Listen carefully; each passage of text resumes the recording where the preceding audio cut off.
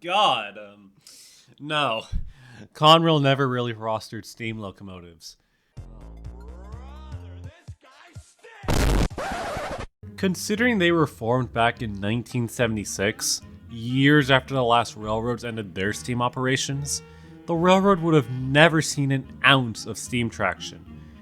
The concept of Conrail steam locomotives does seem rather cursed, admittedly, such as, the various fantasy liveries slapped on the model trains, which looks wrong, all things considered.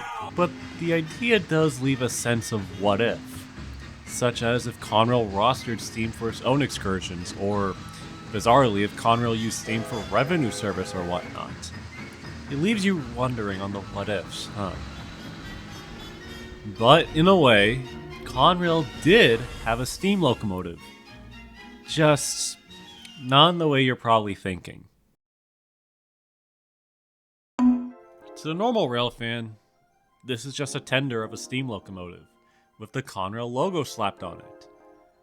This is Conrail number 45,305, a repurposed tender for use on Conrail's wreck train, a consist made up of maintenance away equipment that was used for cleaning up derailments on Conrail's rail network. So, it was literally Conrail's equivalent to the breakdown train, if you think about it. But why would they need a steam locomotive's tender, though? Well, this is because some of the wreck cranes on Conrail's roster at the time were steam-powered, such as crane number 50,089, and the water tender would have been used to fuel the steam crane for use on wreck sites. This isn't anything new, though, for steam tenders to be repurposed, as the tenders of retired steam locomotives were often reused for maintenance work, such as snowplows, storage for sludge, water cars, etc. It wasn't the only documented case, though, as Conrail did inherit a few repurposed tenders for work train use, such as this tender from the Pennsylvania, which more than likely came from one of the Pigtails K4 Pacifics. Unfortunately, like many pieces of MAU equipment, information on this specific tender is minimum to non-existent. But I was able to do a little digging to at least find the specific tender model.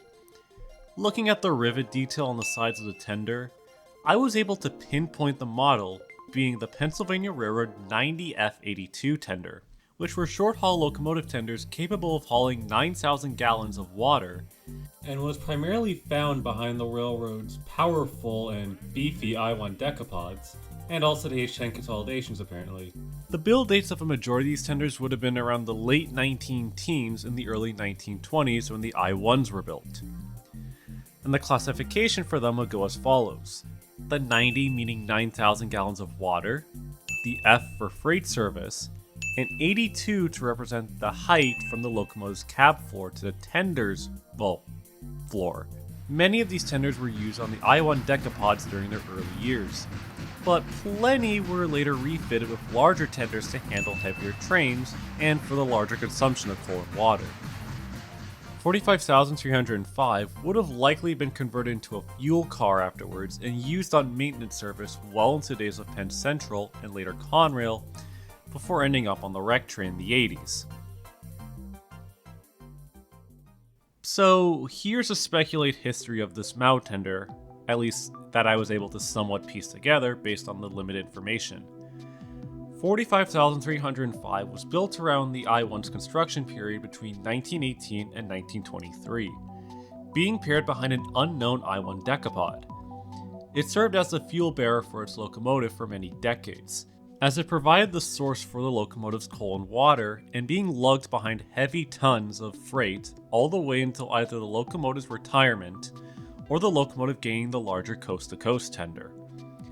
It was repurposed around the 50s for use on maintenance trains, likely to store fuel for any machinery used on the MAU trains. This continued well into the days of Penn Central and later Conrail, where it would gain its new number, 45,305, alongside being paired with its accompanying steam crane, being reassigned to the wreck train consist as the fuel tender for the crane. Its possible retirement date would have been likely around 1985, which was around the apparent last spotting of it, and 1999, which was when the Conrail split happened, where the tender would have been disposed of, either being sold for further use, or the most likely outcome, scrapped.